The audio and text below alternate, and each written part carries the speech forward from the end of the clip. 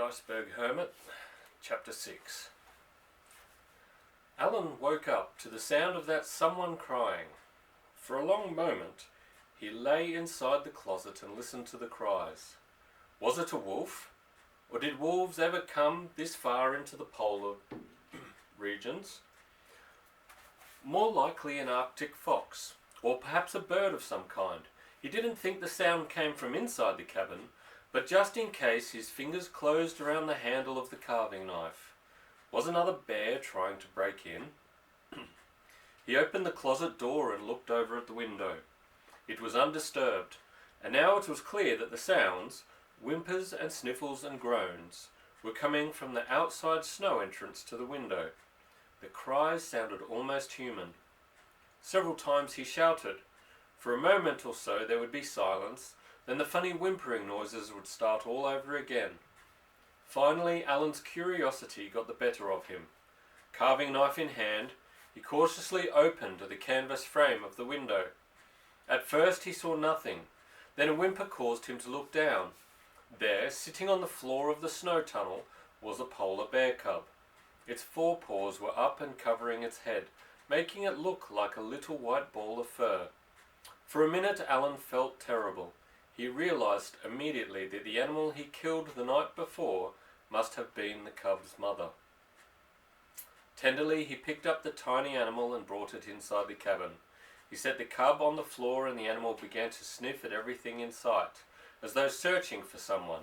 It was heartrending, and Alan felt worse yet.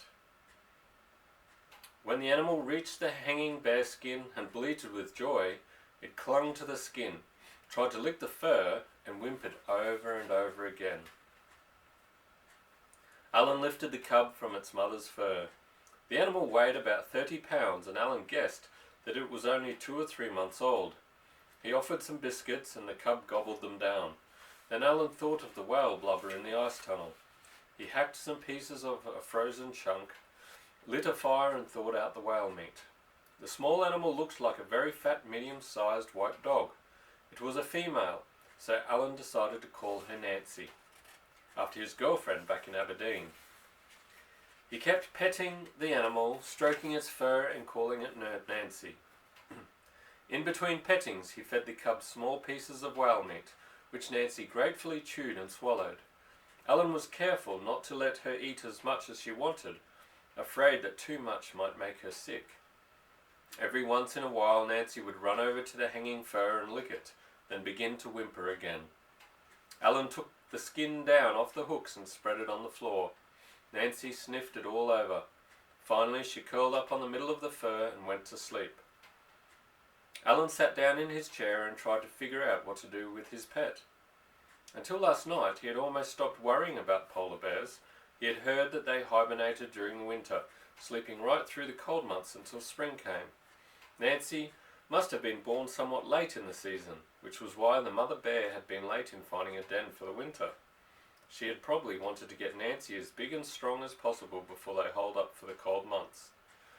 But would Nancy now act as a bear and go to sleep for the winter?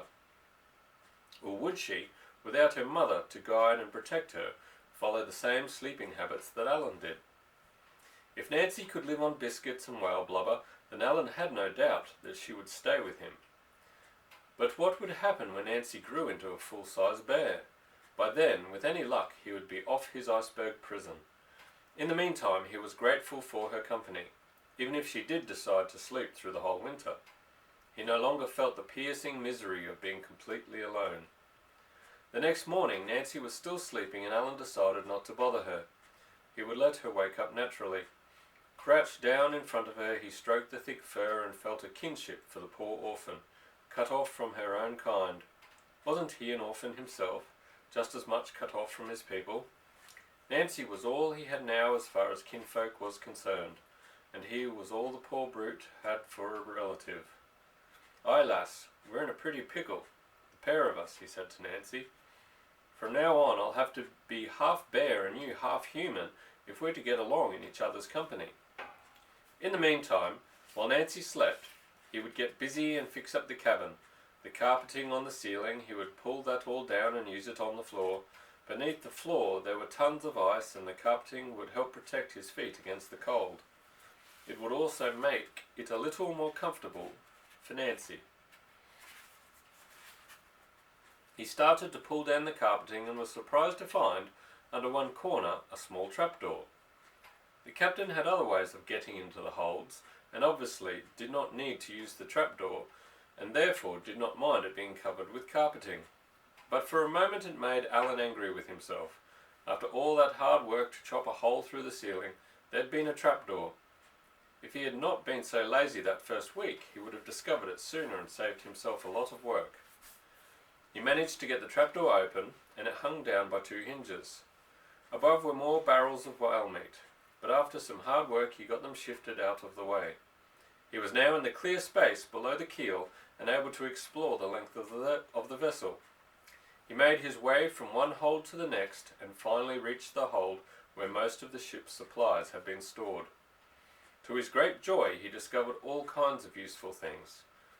There were barrels of fresh water, now turned to ice. He found plenty of coal. There were several casks of salted beef and a half barrel of salt pork, as well as several barrels of flour and a barrel of oatmeal. There was bacon, mutton and deer meat, as well as more ship's biscuits. He found half a barrel of Scotch whisky, along with several boxes of tobacco, a box of snuff and a small wooden box full of clay pipes. The pipes were packed in wood shavings and were called halfpenny pipes by the sailors, since they only cost a halfpenny each. Most sailors used these pipes because they were so cheap that a sailor did not mind if he lost or broke one. The wood shavings Alan kept. When dried out, they would be very useful for starting his fire. He was able to go from the provision hold into the crew's quarters, and here he also found many things overlooked on his last visit, including an axe and a chest of tools that had belonged to the ship's carpenter. He also found several lamps and plenty of whale oil to fill with them.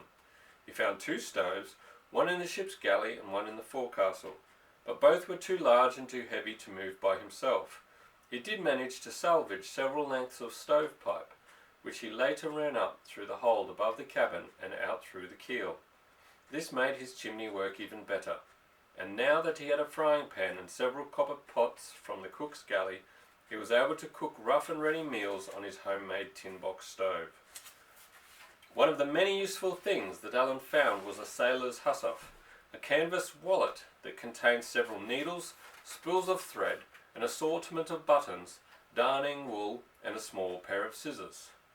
Hussaf was a nickname for housewife, and a sailor who never had his wife along on a voyage would jokingly call his packet of materials for making repairs on his clothing his housewife. Alan knew he would find the hussaf very useful for making backpacks out of sailcloth. When spring came, he'd need them to carry his food supplies when he tried to hike out and find land. At first Alan thought it odd that he found no bodies of his former shipmates. Then he realized that his warning cry of "berg ahead" must have got them up on deck. When the Ann Forbes hit the wall of ice, anyone left below deck would surely have come up to find out what the vessel had crashed into. They must all have drowned in the sea, though he sometimes wondered, remembering the corpses the bears had found, if the body of Alex the cook, or Chips the carpenter, or even Big Tom the first mate, might not be frozen into the ice somewhere near or even right under the Ann Forbes. Several days passed and Nancy slept on. Sometimes she was so still that Alan could not make out her breathing, nor feel the play of her lungs, and he would fear that she had died in her sleep. But then he would place his open hand right in front of her nostrils, and always, within a minute or so, he would feel the faint warming of her breath on his palm. On the 4th day after he had found Nancy, and when she still showed no signs of waking up, Alan decided to rouse her from her sleep. He was afraid that she might not yet be strong enough to survive hibernation without more food. He also wanted to see what she was like, to talk to her and watch her funny way of walking, to see the comical way she sometimes sat down. He was lonely for her company. He leaned forward and called, "Nancy, Nancy, wake up!" Come on, that's a good wee lassie. Alan soon found that waking Nancy was no simple matter. No matter how he called her, how he shook her, she refused to fully open her eyes. All he could get out of her were a couple of moans. Finally, he hit on a simple idea. He lit his pipe and blew tobacco smoke into her nose. Nancy gave a hearty sneeze, and Alan blew more smoke into her nostrils. Another half-dozen sneezes, and she began to wake up. At the first sign that she was coming to, Alan opened her mouth and popped a piece of whale meat between her jaws. There, Nancy, chew on that for a while. She began to chew on the meat, and Alan fed her 4 or 5 more pieces until she was fully awake. Feeling better? He asked. Nancy's answer was another tremendous sneeze. Alan laughed. That's more like it. Here, have another piece. He fed her a couple of pounds of whale meat, but again did not give her too much. When Nancy had finished eating, Alan expected her to go to sleep, but she fooled him. Instead, she wandered around the cabin several times, sniffing at everything her little black button of a nose came in touch with. She came back to where Alan was sitting, flopped down and began to chew on his boot. He leaned down and scratched her on the head, and her eyes closed for a moment with contentment. Aye, lass, Alan murmured, there's a lot to be said for being a poor dumb brute. You'll not be bothered with memories of a better life. For the next week or so, Nancy stayed awake when Alan was awake, and slept when Alan slept. Then she went into another deep sleep that lasted 3 or 4 days before Alan again woke her up to give her more whale meat. For the rest of the winter, she had 3 or 4 periods of deep sleep that lasted as long as a week. But in between her hibernating periods, she only slept when Alan did, and followed him everywhere he went. She loved to wrestle with him on the floor of the cabin, and Alan often thought that if anything kept him alive, it was having Nancy to look after and to talk to. And so Alan kept busy. He had to cook his meals and clean the cabin. Weather permitting, there was his daily walk to the Iceberg Mountain for a look around the area. He continued to explore as much of the ship as he could, and constantly found things that were useful. On one trip to the forecastle, he found a sort of early shotgun, called a fowling piece, and some lead balls. On another trip he found a box of gunpowder. The gunpowder had been soaked in seawater, but by degrees he managed to get all of it dried out. He also found many of the tools used in whaling: harpoons, lances, cutting knives, blubber hooks, even a pedal-operated grindstone. The grinding wheel was broken, the stone having cracked in 2 when the end forbs turned upside down. Alan didn't mind that, of course. He could still sharpen his knives by hand on one of the broken halves of the stone. He scratched out a calendar on the wall of the cabin, but after a couple of weeks he gave up trying to keep track of the days. The Arctic night had already set in, and he had no way of telling night from day. Neither did he have a clock or a watch. He was often unsure as to how much time had passed. He might sleep 2 hours and think he had slept 8, or sleep 10 hours and think he had slept only 2. The occasional heavy snowstorms did not bother him. In fact, he looked forward to them as he noticed that the snow piled up on the upturned bottom of the ship helped to keep the cabin warm. Sometimes after a storm, when the fire did not draw properly, he would have to go outside and clear the blocked end of the chimney pipe of snow. Generally, though, the fierce winds blew all of the snow away from the keel of the Forbes.